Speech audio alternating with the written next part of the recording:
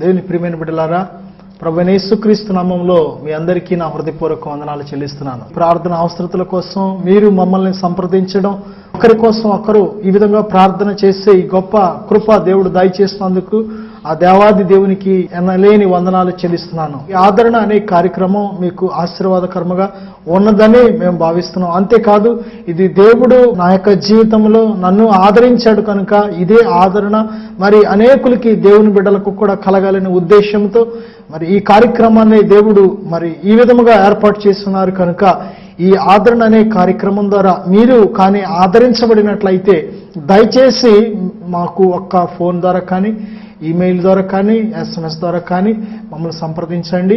మీ ప్రార్థన అవసరతలు కూడా మాతో పంచుకోనండి. ప్రతి గురువారం ఈ కార్యక్రమాన్ని ఇదే సమయానికి మర్చిపోవద్దు. ఈరోజు మన పాఠం ఏమిటంటే సాత్వికత అనే అంశాన్ని గురించి మనం మాట్లాడుకుంటున్నాం. ప్రియబిడ్డలారా, యేసు ప్రభు ఒక మాట చెప్పారు, నేను సాత్వికుడను, దీన మనస్సు గలవాడను అని ప్రభు చెప్పారు. ఈ ప్రపంచంలో ఎవరైనా ఒకవేళ సాత్వికులు అంటే బహుగా తగ్గించుకున్న వారు ఎవరైనా ఉన్నారు అంటే ఎవరిని నువ్వు చూడలేవు. నీ స్నేహితుల్లో కానీ, నీ బంధువుల్లో కానీ, తెలిసిన ఏ ఒక్కరిలో కూడా యేసు ప్రభువుకున్నంత సాత్విక మనసు, ఆ యొక్క తగ్గించుకునే మనసు ఈ భూమి మీద ఎవరిలోనూ కూడా నువ్వు చూడలేవు. ప్రభు చెప్పారు కదా, ధైర్యంగా చెప్పారు, నేను సాత్వికుడను గనుక మీ మీద నా కాడి ఎత్తుకొనండి, నా యొద్ద నేర్చుకోనండి అని ప్రభు వాగ్దానం చేశారు. యేసయ్య మనకి మాదిరి. ఎంతగా సాత్వికుడుగా అంటే ఎంతగా తగ్గించుకున్నారు అంటే ఒక్క మాటలో చెప్పాలంటే బైబిల్ గ్రంథంలో యెషయా గ్రంథం 53వ అధ్యాయం 7వ వచనం ఒకసారి మనం చూసినట్లయితే, అతడు దౌర్జన్యము నొందెను, బాధింపబడినను నోరు తెరవలేదు. చూడండి ఎంత గొప్ప మాటో.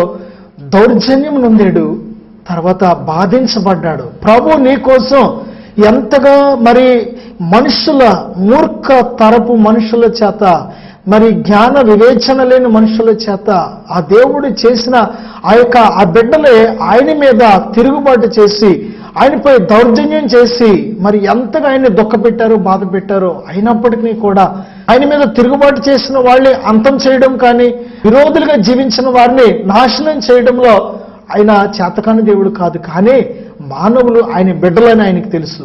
మానవులు ఆయన సొత్తు అని, ఆయన వెలపెట్టి కొన్న జనాంగమని, మనందరి కోసం కూడా ఆ ప్రేమమయుడు తన ప్రాణాన్ని పెట్టి, తన రక్తాన్ని చిందించి మరి ఎంతగానో ప్రేమిస్తున్నాడు కనుక తండ్రి సన్నిధిలో కుమారుడు ఎంతగా తగ్గించుకున్నాడు అంటే, దేవుని ప్రియమైన బిడ్డలారా, మనుష్యుడిగా వచ్చినప్పుడు ఒకసారి తగ్గించుకోవడం ఒక ఎత్తు అయితే, మరి మన కోసం 33.5 సంవత్సరాలు తగ్గించుకొని జీవించడం ఒక ఎత్తు అయితే, మరి చిట్ట చివరి ఘట్టం ఏమిటి తెలుసా? మన కోసము మరి సమస్త దౌర్జన్యాన్ని కూడా ఆయన అనుభవించాడు. నీవు చేసిన కేవలం నీ పాపం కోసం, నీవు చేసిన కేవలం నీ దోషం కోసం, నీవు చేసిన కేవలం నీ అతిక్రమం కోసం యేసు ప్రభు తను తాను తగ్గించుకొని నీవు పొందవలసిన శిక్ష అంతా కూడా ఆయన భుజాల మీద వేసుకున్నాడు. ఏనాడైనా ఆలోచన చేసావా? ఆయన నీ కోసం సెలవులో దౌర్జన్యం పొందాడని, ఆయన నీ కోసం సమస్త వ్యతిరేకతను భరించాడు అని, ఆయన నీ కోసం తగ్గించుకొని మౌనంగా నీ కోసం ఉన్నాడు. ప్రియబిడ్డ, నిన్ను ఎంతగా ప్రేమించాడో తెలుసా? ఆయన నీ కోసం ఒక మాదిరిని చూపిస్తున్నాడు. ఏంటి ఆ మాదిరి అంటే, ఎలాగ తగ్గించుకోవాలి. మనం తగ్గించుకోవడం నేర్చుకోవాలి. ఎవరైతే హెచ్చించుకుంటారో, ఎవరైతే గర్వపడతారో, ఎవరైతే వారిని వారు గొప్పవారు అనుకుంటారో, బైబిల్లో ఒక మంచి ముత్యము కంటే విలువైన ఒక మాట ఉంది, నాశనానికి ముందు గర్వం వస్తుందంట. ఒక మనిషి పడిపోవడానికి ముందు, ఒక మనిషి నాశనం అయిపోవడానికి ముందు తన జీవితంలో ప్రవేశిస్తుందంటే ప్రియబిడ్డలారా, గర్వం ఒక మనిషిని ఏమాత్రం హెచ్చించలేదు. గర్వం ఏమాత్రం ఒక మనిషికి మేలు చేయలేదు. గర్వం ఏమాత్రం కుటుంబాన్ని కట్టలేదు. నువ్వు దేన్ని చూసి గర్వపడినా సరే, నువ్వు నీ జీవితంలో నీ అందాన్ని చూసి గర్వపడినా, నీ డబ్బుని చూసి గర్వపడినా, నీ కులాన్ని చూసి గర్వపడినా, నీకు కలిగిన ఆస్తి మరి సంపదను చూసి నువ్వు గర్వపడినా, నీకు కలిగిన బంగారాన్ని చూసి గర్వపడినా, నీకు కలిగిన ఒకళ్ళ చదువు, నీ జ్ఞానం, నీకున్న డబ్బును బట్టి నువ్వు గర్వపడినా, అవి నిన్ను రక్షించలేవు. దేని ప్రియమైన బిడ్డ, దేవుని బిడ్డలారా ఆలకించండి. ఈరోజు నీ మనుషులందరూ కూడా దేవుడు అనుగ్రహించే మహిమను పొందుకోలేకపోవడానికి కారణం ఏంటో తెలుసా? గర్వం. దేవునితో మాకు సంబంధం ఏంటి? దేవుని దగ్గరికి వెళ్ళవలసిన పని మాకేంటి? దేవుణ్ణి ఆశ్రయించవలసిన మాకు పని లేదు, మాకు అన్నీ ఉన్నాయి సమృద్ధిగా, దేవుడు మాకు అక్కర్లేదు. దేవుడు నీలాంటి రోగులకు కావాలి, నీలాగా అప్పులో ఉన్న వారికి కావాలి, లేకపోతే వారిలాగా సమస్యలతో ఉన్న వారికి కావాలి, కానీ మాకు ఎటువంటి సమస్య లేదు అని దేవుని ప్రియులారా దేవుడు చెప్తున్నాడు. మనం మట్టి మనుషులం, దేవుడు మనకు కావాలి. ఎంత బ్రతుకుని ఈ లోకంలో ఒక దినాన నీ జీవితం మరి మట్టి కుండలాగా ఒక దినాన పగిలిపోతుంది. సహోదరుడా, ఈ భూమి మీద నువ్వు ఎంత గొప్ప వ్యక్తివని అనుకున్నా సరే ఒక దినాన ఈ మట్టి దేహం కూలిపోతుంది. చాలా జాగ్రత్త. ఈ మట్టి కుండ పగిలిపోతుంది. జాగ్రత్త.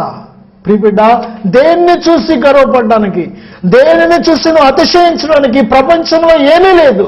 ఎందుకంటే ఈ లోకంలోకి నువ్వు వచ్చినప్పుడు ఏమీ తేలేదు. ఈ లోకం నుండి నువ్వు వెళ్ళినప్పుడు కూడా ఏమీ పట్టుకు వెళ్ళవు. ఏమీ పట్టుకు వెళ్ళని ఈ లోకంలో దేని చూసి నువ్వు గర్వపడుతున్నావు? ఎవరిని చూసి గర్వపడుతున్నావు? నేను కానీ ఒక అధికారి ఉంటే అధికారిని చూసి, ఒక రాజకీయ నాయకుడు ఉంటే ఆయన్ని చూసి, ఒక గొప్ప అయినా ఎవరైనా ఉంటే వారిని చూసి గర్వపడుతున్నావా? గర్వం అనేది ఎప్పుడైతే నీలో ప్రవేశిస్తుందో నిన్ను తగ్గించుకోలేవు. ఈ రోజుని అత్తయ్య దగ్గర కోడలకి తగ్గింపు కావాలి. ఒక అత్తగారిగా నువ్వు గర్వపడుతున్నావా? దేన్ని గురించి గర్వపడుతున్నావు? నీ కూతురు ఎంతో నీ కోడలు కూడా అంతే. కనుక దేన్ని బట్టి నువ్వు గర్విస్తున్నావు? నీ కుమారుడికి భారీగా నీ కోడలు వచ్చిందంటే, తన తల్లిదండ్రులను తనకు కలిగిన సమస్తాన్ని విడిచి నీ ఇంటికి కోడకు వచ్చిందంటే, ఒక అత్తగారుగా దేవుడు నీకు పాత్ర ఇచ్చాడు అంటే నీ కోడల ముందు నువ్వు తగ్గించుకోవాలి. ఒక్కోసారి ప్రేమించాలి. ఒక్కోసారి ఒకవేళ నీ అత్తయ్య కోప్పడింది అనుకో, ఒకవేళ కోడలుగా నువ్వు ఉన్నట్లయితే నీవు ధనికురాలు అయి ఉండొచ్చు, చదువుకున్న వ్యక్తి అయి ఉండొచ్చు. ఒకవేళ చదువుకుని నీ అత్తగారు తెలియక అజ్ఞానాన్ని బట్టి, ఒకవేళ తెలియక చేతగాని తనను బట్టి, లేకపోతే తన కలిగిన అసమర్థతను బట్టి ఒకవేళ నీకు విరోధంగా ఉంటే గర్వపడుతున్నావా? నా అత్తగారు ఎందుకు పనిచేయదండి, నా అత్తగారికి ఏమీ లేదండి, నేనే తెచ్చానండి ఇదంతా, నా వల్ల ఈ కుటుంబం నడుస్తుందని ఒక కోడలుగా గర్విస్తున్నావా? నీ కుటుంబంలో నెమ్మది లేకపోవడానికి కారణం ఏంటో తెలుసా? గర్వం. ఎప్పుడైతే నువ్వు తగ్గించుకుంటావో, నీ అత్తయ్య ముందు ఎప్పుడైతే తగ్గించుకుంటావో ప్రియ సహోదరి, నీ కుటుంబంలో నెమ్మది ప్రవేశిస్తుంది. ఓ సహోదరుడా, నీ భార్య ముందు ఒకవేళ నీవు నీ భార్య కంటే హెచ్చించుకుని నీవు గర్వపడుతున్నావా? ఒకవేళ నీ భార్య కంటే ఎక్కువ చదువుకున్నావని, కానీ ఎక్కువగా జ్ఞానం ఉందని, ఎక్కువగా నీ భార్య కంటే నీకు ఎక్కువగా ఆస్తి ఉందని గర్వపడుతున్నావా? ఓ సహోదరుడా, నీ భార్య నీ శరీరం, నీ భార్యను గౌరవించినప్పుడే నీకు విలువ, నీకు గౌరవం, నీకు క్షేమం, నీకు ఆశీర్వాదం, నీ జీవితంలో సంతోషాన్ని నువ్వు అనుభవించగలవు.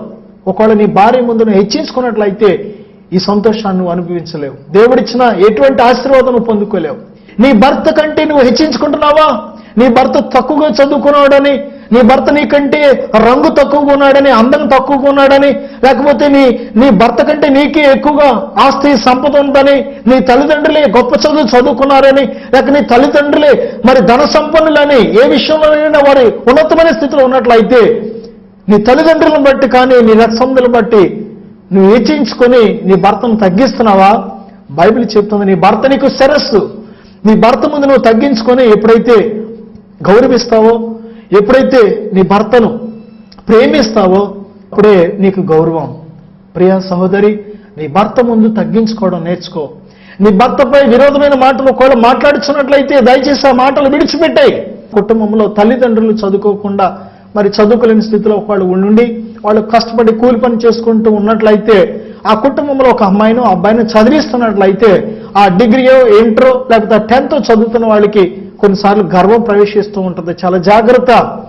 ప్రియ తమ్ముడు, చెల్లి, నీ జీవితంలో నీ తల్లిదండ్రులు కష్టపడి వాళ్ళు తిండి తగ్గించుకొని, వాళ్ళ ఖర్చులు తగ్గించుకొని, వాళ్ళ సుఖాలను చంపుకొని కష్టార్జితం అంతా కూడా నీ చదువుకి వెచ్చిస్తున్నారు అంటే, నీ క్షేమం కోసం, నీ భవిష్యత్తు కోసం నేను మరి ఎంతో ఉన్నతమైన ఆశయాలతో వారు నేను ప్రోత్సహిస్తున్నారంటే, వారికి కలిగింది నీకు ఇస్తున్నారు అంటే వెచ్చించుకోమని కాదు, లెక్కలేనట్టు వారిని తీసేస్తామని కాదు. తగ్గించుకొని నీ ప్రేమను ఒక కుమార్తెగా కుమారుడిగా నీ తల్లిదండ్రులకు పంచుతావని. చదువు ఎక్కువ అయ్యే కొద్దీ కూడా నీలో తగ్గింపు రావాలి. నువ్వు ఉన్నతమైన స్థితిలోకి వెళ్లే కొద్దీ కూడా నువ్వు తగ్గింపు రావాలి. ఒక ఉన్నతమైన స్థితి కలిగిన ఒక భర్త నీకు దేవుడు ఇచ్చినట్లయితే నువ్వు అత్తవారింటికి వెళ్ళిన తర్వాత అమ్మగారంటే చులకన అలుసు అవ్వడానికి వీల్లేదు. నీ తల్లిదండ్రుల పట్ల కూడా నీకు తగ్గింపు కావాలి. ఒకవేళ నీకు నీ జీవితంలో ఎటువంటి ఉన్నతమైన స్థితి దేవుడు ఇచ్చిన ప్రియ సహోదరుడా, సహోదరి, తగ్గించుకోవడం నేర్చుకో. నీ యొక్క తల్లిదండ్రుల ముందు ఏ విధంగా తగ్గించుకోవాలో, నీ భార్య నీ భర్త ముందు ఏ విధంగా నువ్వు తగ్గించుకోవాలో నువ్వు నేర్చుకొని ఆ విధంగా జీవించినట్లయితే నీ జీవితం ఎంతో ఆశీర్వాదకరంగా ఉంటుంది. ప్రియా సహోదరుడా, యేసుక్రీస్తే మనకి మాదిరి. బైబిల్ గ్రంథంలో పేతురు రాసిన మొదటి పత్రిక 2వ అధ్యాయం 22-23 వచనాల్లో ఆయన దూషించబడి బదులు దూషించలేదు, ఆయన శ్రమ పట్టబడి బెదిరించక న్యాయముగా తీర్పు తీర్చే దేవునికి అప్పగించుకున్నాడు. ప్రియబిడ్డలారా, చాలాసార్లు నీ జీవితంలో బెదిరింపులు వస్తున్నప్పుడు, నీకు విరోధంగా ఎటువంటి క్రియ జరుగుతున్నా సరే యేసయ్య ఒక మాదిరి చూపించారు. ఆయన బెదిరించలేదు. ఎంతమంది బెదిరించినా సరే, ఎటువంటి మాటల చేత ఎటువంటి క్రియల చేత బెదిరించినా ఆయన ఎవరిని బెదిరించలేదు. మనుషుల్ని బెదిరించి ఒకవేళ మనుషుల ముందు గట్టిగా మాట్లాడి నిన్ను నువ్వు హెచ్చించుకుంటూ ఒకవేళ మాటలు ఇసురుతూ ఇతరులను గాయపరుస్తూ నువ్వు ఒక గొప్ప వ్యక్తిని అనిపించుకోవాలనుకుంటున్నావేమో. జాగ్రత్త నీ జీవితంలో. ప్రియబిడ్డలారా, యేసయ్యని చూసి ఒక మాదిరి నేర్చుకో. యేసయ్య ఒక మాదిరి నీకు చూపించాడు కనుక ఆ మాదిరిని నువ్వు అనుసరించి నీ జీవితంలో. అసలు ఎలాగండి, ఎలా తగ్గించుకోవాలో నాకు తెలియట్లేదంటే నువ్వు ఎవరిని చూడొద్దు. మంచి ప్రధాన కాపురైన ప్రభువైన యేసుక్రీస్తు ఆయన ఎలా తగ్గించుకున్నారో ఆ విధంగా మనం తగ్గించుకోవాలి.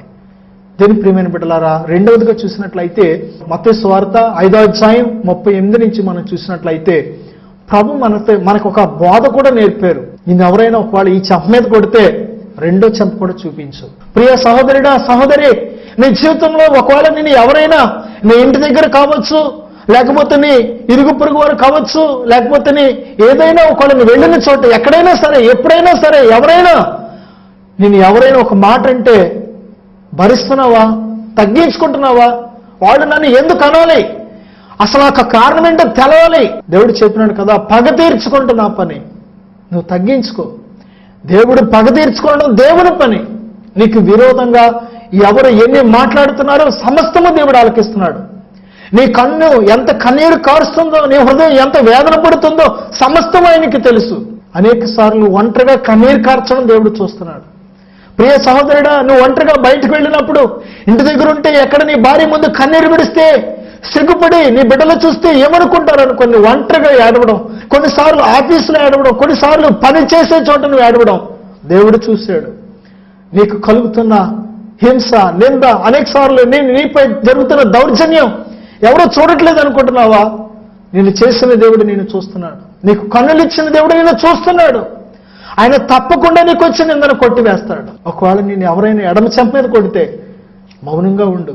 ఒకవేళ ఏదైనా నీ దగ్గర ఉన్నది పట్టుకెళ్ళిపోతే వెనకాల పరిగెట్టి నాది అని, ఒకవేళ నీ ఆస్తి కావచ్చు, నీ సంపద కావచ్చు, నీకున్న కలిగింది ఏదైనా కావచ్చు, దేవుని ప్రియమైన బిడ్డలారా, ఎవరైనా నీకు తెలియకుండా దొంగిలించినట్లయితే ఆ తర్వాత నీకు తెలిసిన తర్వాత వాళ్ళ మీద దౌర్జన్యం చేయడానికో, కేసు పెట్టడానికో, లేకపోతే వాటిని తిరిగి పొందుకోవడానికి వారితో యుద్ధం చేయడానికి నువ్వు వెళ్ళదు. తిరిగి దేవుడు నేర్పుతున్న పాట ఏమిటో తెలుసు. ఒకవేళ నీ నుంచి ఎవరైనా నీపై దౌర్జన్యం చేసి నీకు కలిగింది ఏదైనా సరే దొంగిలించినట్లయితే, దౌర్జన్యం చేస్తే నీ నుంచి ఏదైనా లాక్కున్నట్లయితే మౌనంగా ఉండు. నువ్వు పోగొట్టుకున్న దానికి 100 రెట్లు ఇచ్చే దేవుడు ఉన్నాడు. భయపడద్దు. అయ్యా, అది నేను కలిగిన ఒకే ఒకటి పోయిందయ్యా, ఇంకా నాకు ఎవరిస్తారయ్యా అని ఏడవలసిన పని లేదు. నీవు కలిగిన దానికి దేని ప్రియబిడ్డలారా ఏదైతే నమ్ముకున్నావో ఒకవేళ దానినే దుష్టుడు దొంగిలించినట్లయితే నీకోసం ప్రాణం పెట్టిన దేవుడు దాన్ని తిరిగి మరొక విధంగా ఇవ్వగలడు. ఒకవేళ నీకున్న చిన్న జీవితాన్ని ఆ విషయాన్ని మీదే నువ్వు గురిపెట్టి నీకున్న చిన్న ఆయుష్ని వ్యర్థపరుచుకొని ఒకవేళ కోట్లమ్మట, లేకపోతే గొడవలు పెట్టుకుంటూ, మనస్పర్ధలు తెచ్చుకుంటూ, కుటుంబాలు, బంధాలు, ప్రేమలు సమస్త ముక్కలు చేసుకుంటూ అవే శాశ్వతం అనుకుని వాటితో నీ జీవితం గడిపేసినట్లయితే ఒకరోజు నేడిస్తోసమా, అయ్యో చిన్న చిన్న వ్యర్థమైన ఈ లోకంలో నాతో రాని వాటి కోసం నేను వెళ్ళి నా విలువైన జీవితాన్ని అయ్యో వ్యర్థంగా గడిపేశానే అని ఆ దినాన ఏడవక మునిపే ఈ లోకంలో ఉన్నప్పుడే ప్రభు మనకు ఒక బోధ చేశారు, ఒక మంచి మాట చెప్పారు. సహోదరుడా, నిన్ను ఎవరైనా అప్పడిగితే ఒకవేళ ఉంటే ఇయ్యి. దేవుని ప్రియమైన బిడ్డలారా, నీ జీవితంలో ఎప్పుడైతే నువ్వు తగ్గించుకుంటావో, ఎప్పుడైతే నువ్వు దేవుని కోసం తగ్గించుకుంటావో, నీ తగ్గింపుకు తగిన గొప్ప ప్రతిఫలం ఉంది. దేవుడు ఒక మంచి మాట చెప్పాడు, ఆయన నేను హెచ్చించే దేవుడు. ఒకడి హెచ్చింపు